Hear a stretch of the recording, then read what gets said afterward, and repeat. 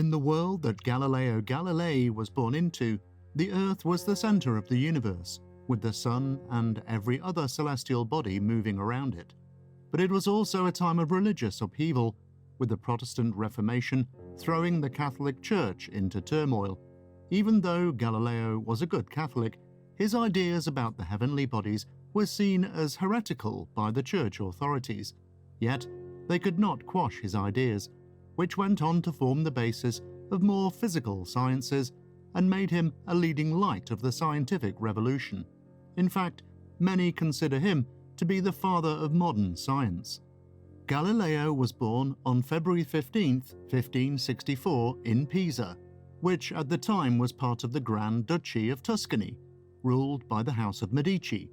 His father was the famous musical theorist, composer and lutenist Vincenzo Galilei. The family was part of the Italian nobility, but were by no means wealthy. Galileo was the oldest of 7 children. Vincenzo raised them as devout Catholics, with the teenage Galileo even considering becoming a priest. He gained his education at the Camaldolese monastery at Vallombrosa, where he studied logic and the writings of the ancient Greeks. From an early age, his mechanical aptitude was apparent as he made numerous toys with moving parts out of wood and other materials. In 1581, Galileo, now 17 years of age, began studying medicine at the University of Pisa. It didn't take long, though, for the teenager to shift his focus to the study of mathematics and natural philosophy. He came to firmly believe that an understanding of mathematics was the key to understanding the world at large. In 1585, Galileo quit his university studies and took up tutoring work as he continued his studies in mathematics and natural philosophy. As his knowledge grew, he came to question the Aristotelian view that the Earth was the center of the universe. In 1588, he sought a position as a mathematics instructor at the University of Bologna, but was unsuccessful. However, his reputation as a scholar was growing, and he was invited later that year to give 2 lectures at the prestigious Florentine Academy. In 1589, Galileo secured a position as a teacher of mathematics at the University of Pisa. The following year, he transferred to the University of Padua. He would teach mathematics, astronomy, and mechanics there until 1610.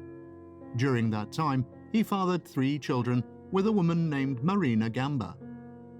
Galileo was a very studious young man, but he also had a social life. He was affable and outgoing, but had a quick temper. He was also benevolent and generous, often opening his home to friends without means. He lived a frugal life, but was a lover of wine and found his greatest joy working in his garden. In 1589, while serving as the chair of mathematics at the University of Pisa, Galileo conducted experiments involving dropping weights from the Leaning Tower of Pisa. From these, he proved that objects of different weights fall at the same speed. He also observed that the speed of fall increases with time. From these observations, he determined that force causes acceleration, which was contrary to the Aristotelian belief that force caused speed.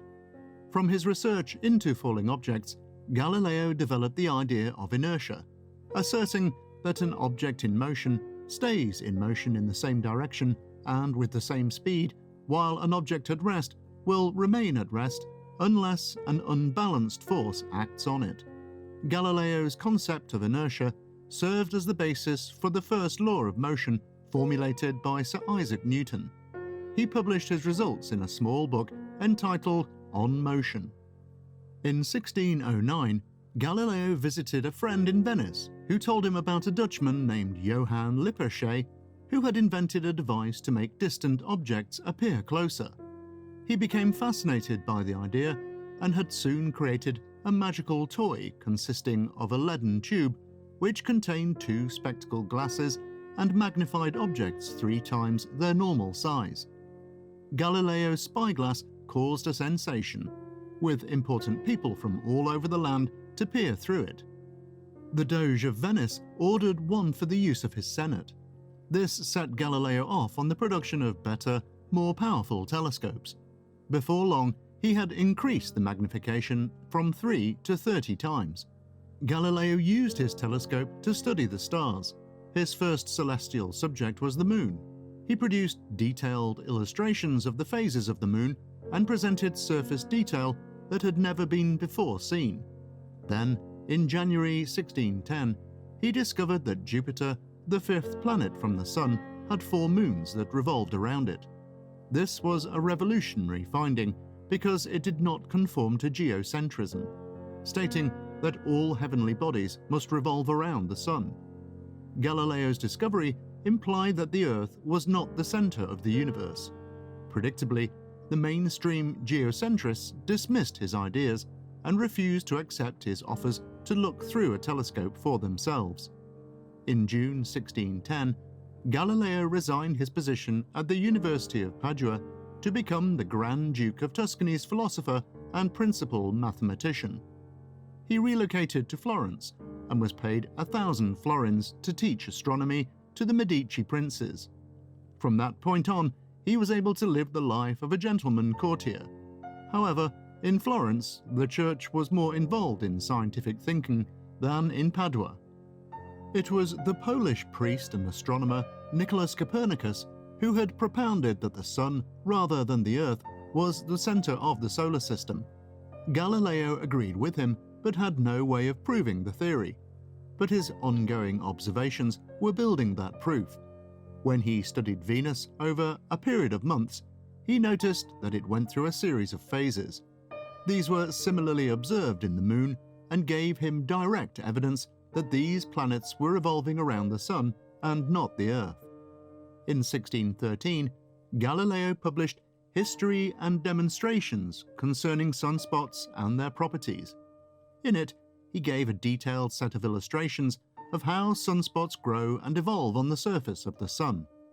The movement of the sunspots across the surface seemed to indicate that the Sun rotated.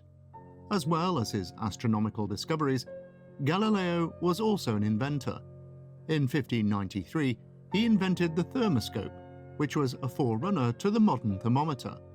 A few years later, he created a geometric and military compass, used by gunners to compute the charged powder needed for the various cannonball sizes. He also improved the microscope by adding a focusing mechanism. Meanwhile, Galileo's ideas about the Sun being the center of the universe were causing church leaders to condemn him as a heretic. Under this pressure, support from the House of Medici began to erode. In 1615, he traveled to Rome to defend his ideas. At this point, he had not been officially charged with heresy, and he wanted it to stay that way. Galileo confidently, and somewhat brashly, put forward his case that the Earth was not the center of the solar system before an ecclesiastical body. However, after hearing him out, the Church's official findings were that heliocentrism was foolish and absurd in philosophy and formally heretical, citing contradictions with the Holy Scripture.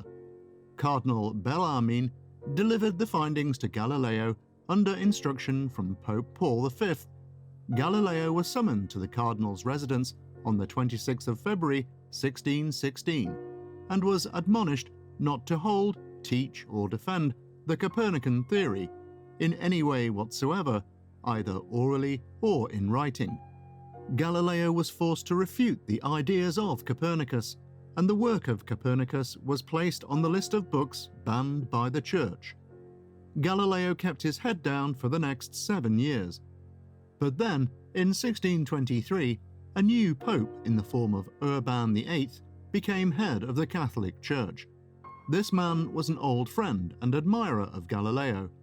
After a series of letters and meetings, the new pope told Galileo that he could write about the universe, but must only treat Copernicus's theory from a purely hypothetical perspective.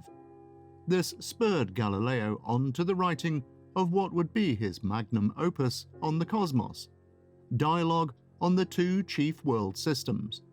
On instruction from the Pope, he presented arguments both for and against the Copernican theory and gave no bias to either side. After 5 years of intensive work, the book was published in 1629.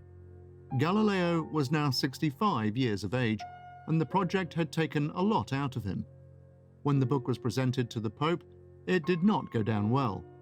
He was offended that the book was presented more as a literary than a scientific work, and felt that Galileo had tricked him. Urban ordered that a panel be established to investigate the book. This was done with the result that Galileo was recommended to appear before the Inquisition. Galileo's trial took place in February 1633.